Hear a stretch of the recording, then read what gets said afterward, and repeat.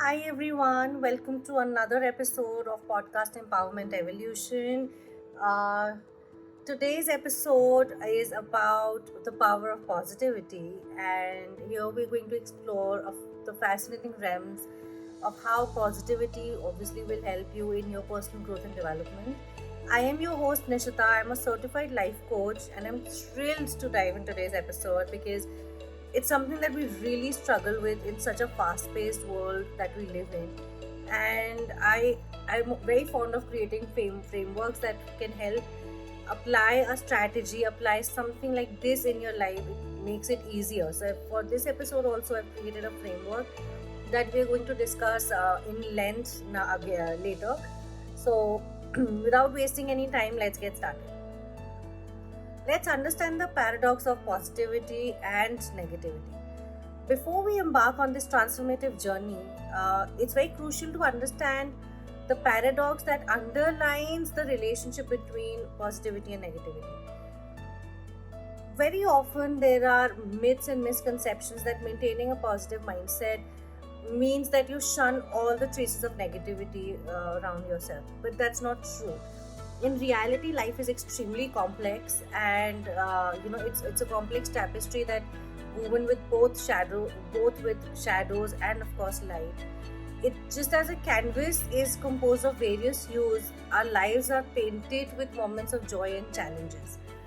Imagine a landscape painting, or imagine a landscape. The play of light and shadow in that painting is what creates depth, is what creates texture and some sense of perspective in the painting. Similarly, embracing both positivity and negativity is what gives you depth. It gives the richness in our lives. It's like navigating a labyrinth where every twist and turn contributes to the beauty of your journey. Let's debunk that notion and normalize being negative. Let's debunk that positive means never experiencing negativity. That is not true. This couldn't be farther from the truth. In fact, allow yourself to acknowledge and experience negativity because it's an essential aspect of maintaining a genuine and a well-rounded mindset. Think about it. Have you ever truly appreciated a sunny day without having experienced rain? Have you ever felt immense joy of accomplishment without having faced challenges in life or challenges along the way when you're completing a project? The highs won't shine as brightly as they do without having the context of the lows in them. So, when it comes to negativity, experience in moderation can serve us as a backdrop against which positivity is truly measured. However, it's also essential to draw a distinction between experiencing negativity and dwelling in it. Of course, there are a lot of moments that we feel negative in life. It's very natural. It's even healthy to have moments of sadness, frustration, doubt, fear. But the key lies in not allowing these moments to dominate our mindset. Negativity can be like a passing cloud. Just as clouds drift by, negativity of emotions can move through us if we let them. And plus, if you also look at the clouds, every cloud has a silver lining. So every dark moment, every low moment in your life will always have a silver lining. Embracing negativity occasionally allows us to gain deeper appreciation for the brighter moments that we have in our life. For example, when we face challenges in corporate, we learn, we grow, and we emerge stronger. These moments of challenges, these moments of darkness, often hold valuable lessons for us to learn from. It holds opportunities for introspection that can lead to profound personal development. The problem is when negative becomes like a constant state. That's when the problem arises. There's no harm in feeling negative emotions. There's no harm in having negative thoughts. The problem comes when it overshadows our ability to experience joy. That's when it becomes problematic. This is when a shift in mindset becomes very crucial, and that's exactly what this episode is about. By cultivating an awareness of our thoughts, you know, our emotions, we genuinely prevent negativity from becoming all encompassing for us. The goal is not to eradicate negativity, but rather to navigate in its ebbs and flows with resilience. Matlab, we should know how to make our way through negative situations in life. What is the importance? We all know the importance of a positive mindset, but scientifically, research shows that a positive mindset enhances overall well-being. When you are positive, your overall well-being improves, you your stress reduces, and you foster resilience. From a spiritual perspective, and a positive mindset will also help you raise your vibration, which will help you manifest exactly what you're looking for. It will help you manifest abundance, your good relationships, and all the good things that you've been wanting in life. A positive outlook will help you navigate challenges with a lot of grace, and it fuels our motivation to pursue our goals. Maintaining a positive mindset is not just throwing negativity under the carpet. It's not about dusting your emotions under the carpet. It's about to build an ability to help you manage those thoughts and emotions effectively. But how do we do that? Like I said, I love creating frameworks, and for a positive mindset, positivity, I've created a framework called positive framework. Now every alphabet has its own meaning, so listen to me one by one, and let me introduce to you to a step-by-step guide to swiftly shift your mindset from negativity to positivity. So the first alphabet in the framework is P. Pause and reflect. This is the first step. It's important to pause when you notice negative thoughts creeping in. Take a deep breath. Create a moment of stillness, between your reaction and the moment. You need to think and you need to reflect on what triggered that thought and that emotion that you've tied to it. This kind of awareness becomes the key to understanding your reaction. So, for example, in my case, when somebody cracks a joke on a skill that's taken me a lot of effort to develop, triggers me.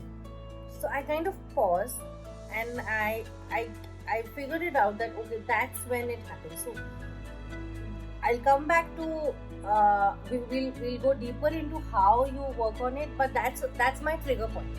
So I figured that out with a lot of effort, and of course it took some time. So whenever you have a negative thought, hold yourself for a second and reflect on what triggered that thought. O is the second alphabet in the framework, which is owning your feelings. Like I said, it's not dusting things under the carpet. It's not shunning your feelings down. It's time you own your feelings without judgment. You acknowledge that you're experiencing something negative. That's fine. It's normal. Let's normalize being negative for some time. Let's normalize feeling sad. Allow yourself to feel what you're feeling. Never try to stop yourself from that. But remember, you are not who's defined by these emotions. There are times when we feel sad because we failed in a project or we couldn't complete something, and then the first thing that comes to our mind is, I can't do it. You can't do it. You're a failure. That's not how I'm saying you need to own your feelings. Just own your feelings. I am feeling bad. I am feeling sad. I am not happy I couldn't complete this project. That is all. Just accept that, okay, you're having this thought. S is shifting your focus. Now, it's time to actually start working on the shift. Instead of dwelling on these negative aspects, consciously start redirecting yourself. You need to start putting your attention from the negative to the positive aspects of the situation. Find the silver lining through the entire problem or through the entire challenge, no matter how small that line is. This practice really helps you rewire your brain to see opportunities amidst challenges. So, for example, when I recently joined this organization that I'm currently working in, I was told to work on a magazine. It's an annual magazine that's published firm-wide, and I was told to work on it. And because I was new to the system, I didn't know how long people take, what people need, how everything works. And believe me, by the end of it, when the magazine was published, I had nothing but negative memories. I had my memories of my manager being disappointed, somebody yelling at me for something else, me crying at night, me feeling like a failure, and that's all I remember. But I did dwell on it for some time. I gave myself a good amount of time to go through all of these emotions. After that, I thought about it and I started writing down the learnings that I took from that entire project. That was a 4 5 month long project. I wrote down all the things that I learned from it. I also wrote down the points that I could apply when the magazine launches next. So now then when this year the magazine is going to launch, I have points that I need to work on. I have areas that we can improve on, and I have, now that I know the system, I know how people work.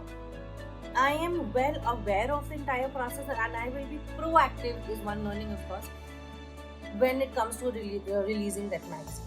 So you need to start shifting your focus from what you're dwelling on to the learnings that come out from this. I is intentional gratitude. In situations when you're feeling bad, when you're feeling sad, it becomes extremely difficult to be grateful for anything. You're always blaming one or the other person. You're blaming yourself. This can't happen, that can't happen, good things, bad things only happen to me, and etc. etc. And it's just a vicious cycle. It's just a well of sad thoughts that you get into and you can't come out of it. That's when this helps. That's when creating intentional gratitude helps. No matter how negative you are, sit down and write something you're grateful for.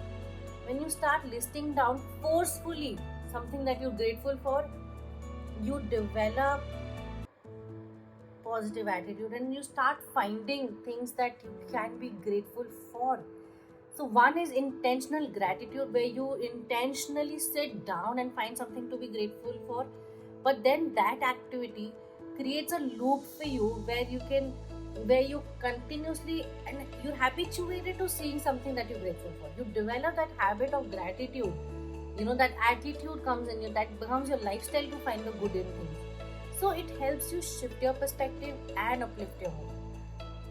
The next alphabet in the positive framework is transforming negative self-talk. Now, what is negative self-talk?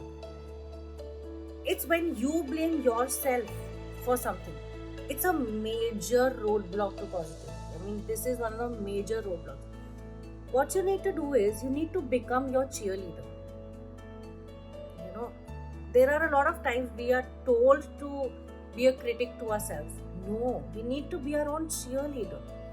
Challenge those thoughts with evidence of achievements and capabilities.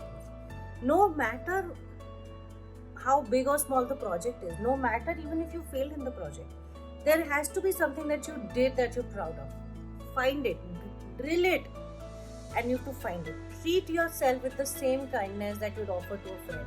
If somebody comes and tells you, if you're a child, if you're a toddler, a young kid comes and tells you, I failed in this test, or that day, my daughter, who's literally just 3 years old, she comes to me and she said, this is my dictation.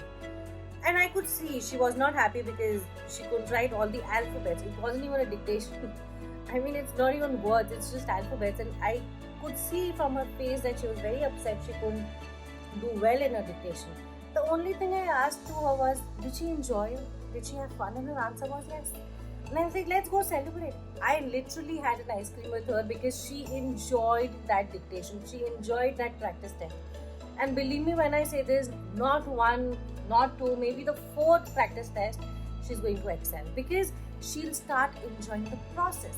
She will start that positive conversation in her head.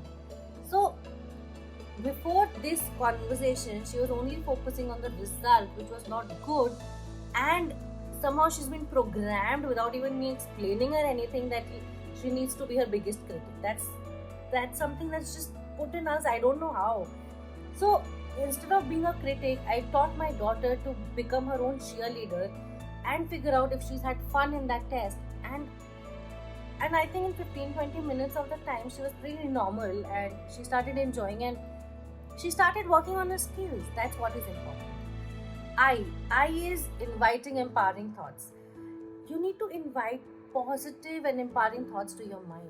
How do you do that? affirmations. I have put an episode of applying affirmations in your daily life using a new framework that I created. Make sure that you see that episode. But affirmations are the most powerful tools that comes to my mind when it's about reframing your mindset. Create your affirmations with I am, I feel, beginning in the present tense, and see how you able to reprogram your subconscious mind. Another alphabet here is visualizing a better outcome. So now, for example, when it comes to my daughter, I don't tell her that you need to get good marks. I just tell her that, did you enjoy, do you want to get good marks? Just imagine you will get 10 on 10 in this. And her face shines. I don't force her for it. I don't grill her for getting 9 on 10 or 8 on 10 or even 3 on 10. I don't want to scold her. I don't want to yell at her. But she needs to understand that she has the capability to score 10 on 10, and that literally lit her face. I made her visualize a better outcome, because visualization is a potent technique. Whether you're 3-year-old or 30-year-old or 90 years old, close your eyes, visualize your positive outcome that you're looking to achieve in life. Engage all your senses. Feel the emotions, hear the sounds, see the colors of success. This practice will help you cultivate optimism in life. The last alphabet of this framework is E, which is embracing imperfections. Just remember, you're human. You're a living being. Embrace your imperfections. Setbacks are a part of your journey. These moments don't define you. They don't define your worth. They are not what you are. The effort you put in is what you are. The heart that you have is what you are. The impact you create is what you are. Learning and growth often arise from these experiences. Make sure that you embrace your imperfections and enjoy the journey, enjoy the process. Now, how will you apply this, put this framework into your daily life?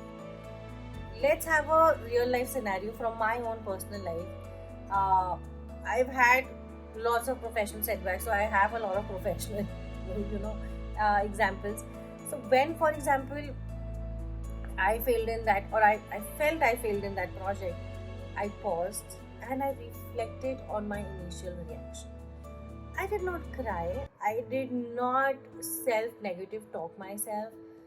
I owned my feelings.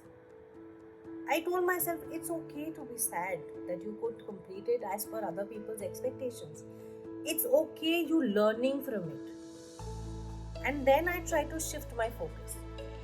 Considering the skills that I had, considering everything that I had, I shifted my focus, and everything negative that I had, I turned it into positive, thought about the learnings that I gained from it. I practiced intentional gratitude. When I couldn't complete the project, and though my manager was disappointed because her expectation from me was different, but she had my back every step of the way. Practicing intentional gratitude is this is what exactly about. I knew that moment I was not happy. I did not want to continue, but I sat down and I forcefully wrote things that I was grateful for, and one of those things was my manager having my back. She did not let anyone other than her own self know that I couldn't do something that she had asked me to. It helped me transform my negative self-talk by reminding myself of the achievements that I had, and of the people that supported me, of the practices, of the learnings that I had from that on the entire project. I told myself that setback is temporary. I will have more opportunities to complete a project. I will have more opportunities to grow. So that really helped me.